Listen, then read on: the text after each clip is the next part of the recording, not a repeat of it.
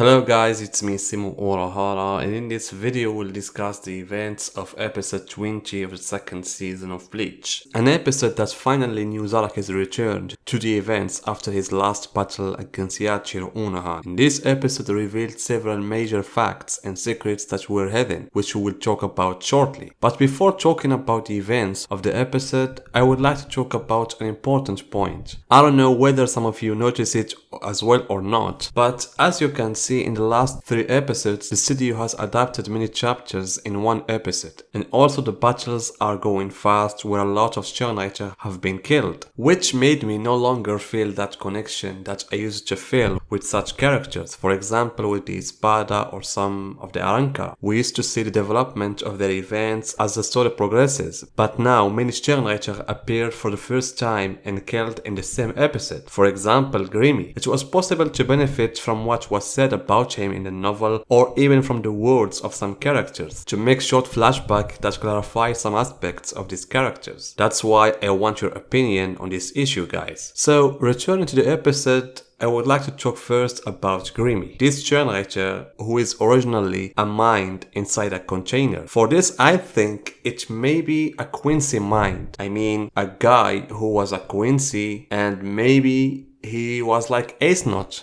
I mean, he was in the past a boy suffering from a disease that damaged his entire body except for his mind, and therefore when Yuhabak found him, he decided to give him the letter V. And most likely Gremmy, when he was in his natural body, he had this talent, the ability to imagine things, but I don't think that he used to imagine things and become real, because this ability will become available to him only after Yuhabak gives him this letter V. And then when Gremmy started imagining things and turning them to reality, so that he formed the body of the boy we saw. And as you know, when you give a person such an ability, it's natural that he will try it in a dangerous way. Therefore, it seems that Gremmy was terrorizing the Quincy soldiers because of his ability. Either he kills them or he imagines them in certain ways. Because in the scenes that were deleted from the anime, when the fight between Gremmy and Zaraki started, Asken commented about the fight and said that how did His Majesty allow Gremmy to get out? Then Pepe came along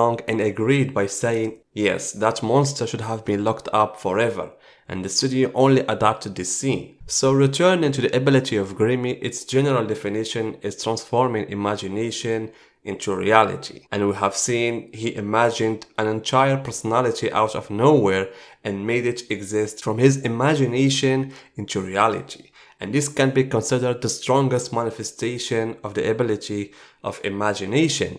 To imagine a character that exists in your imagination and turn this imaginary existence into reality is a terrifying thing. But is this ability of Gremmy unlimited? And can he imagine everything? In my personal opinion, no. Because this is related to 2 important factors, which are the spiritual power of the person that supports the ability X, and also the ability of imagination itself. As we noticed, when Gremmy grabbed Yachiro's hand, he had previously imagined the bones of her arm as a cookies. Then he twisted Yachiro's arm, which made her bones broken, and later he imagined the entire bones of her body as a cookies, and thus she fell to the ground. But when Zaraki came and started fighting with Gremmy, the latter forgot about Yachiro, and therefore everything he imagined about Yachiro, that her bones were cookies, disappeared, so that all of her bones returned as they were before. But the effects left by the imagination didn't disappear, because her arm was still broken. Thus, Gremmy's imagination ability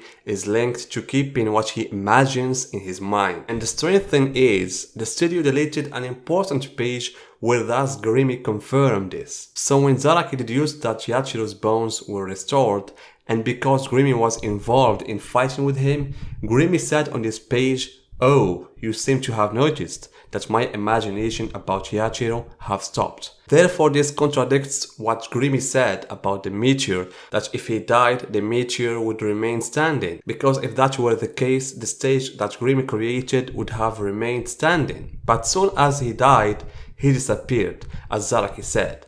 Add to which that Gremmy, as he himself said, had reached its limit after the end of the fight with his lost. If he had been able to use his imagination, he would have been able to treat himself as he did before. But in the end, we're talking about spiritual power. Gremmy used countless things he imagined, from lava to water and space, and he copied himself. All of the things he did exhausted his mind, and it became clear that the more he imagined big things, the more his strength was drained.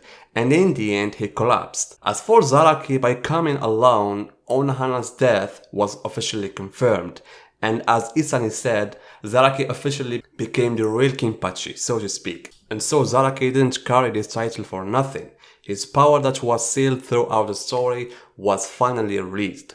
What I always liked about Zaraki is that no matter how the enemy has specific capabilities or let's say a surprising abilities, he can quickly adapt to them according to the philosophy he believes in, which is there is nothing that I can't cut. And perhaps the scene that shows how Zaraki's power is beyond Gremmy's imagination is when Zaraki wanted to cut off Gremmy. He waved his sword on the ground thinking he would cut flesh and bones. But Gremmy imagined his body to be stronger than steel. However, once Zaraki knew this, he increased the cutting power to exceed the hardness of the steel. And this is how Zaraki's fighting style is. The fight does not start with the release of his full strength. In addition to this, Zaraki has two important strong points, which are the sharpness of his sword in cutting and secondly his physical strength that enveloped in powerful riyats. And this is what we saw in the fight. No matter how powerful the things Gremmy was creating, Zaraki was cutting them with his sealed sword. And yes, this is Zaraki's level of power. Half of the fight between him and Gremmy was only fighting with the sealed sword. But when Gremmy wanted to use that meteor, there he had to awaken his Zanpakuto no Zarashi. And here I have to talk a little about the scene of the meteor. I think the studio could have slowed down a bit in making that scene, because in the manga Kubo highlighted several characters interacting with the arrival of that meteor, such as Busby, Asken, Pepe, Renji, etc. And I can understand why they didn't want to adapt the scene of Yuhaba, because he was sleeping. But really the scene needed some time in adapting it until its value appears. Other than that, we saw the true form of Nozarashi's Shikai. His awakening command is Nome Drink Nozarashi, where the sword turns into a huge and large sword, so that Zaraki's cutting power increases and becomes in another level, a level that enables him to make the meteor of Gremmy into crumbs. And keep in mind, we're talking about Zaraki without removing the eye patch, and this is an additional indication of how wide the difference in power was between Zaraki and Gremmy. As for the little Yachiro and her relationship with everything that happened, whether with Zaraki or her special power, this needs another video because it will contain a lot of spoilers. So guys, tell me what you think about this episode, about the fight, about Zaraki, about the Shikai, Yachiro, Gremmy, all of these things. Tell me in the comments and see you guys in my next video.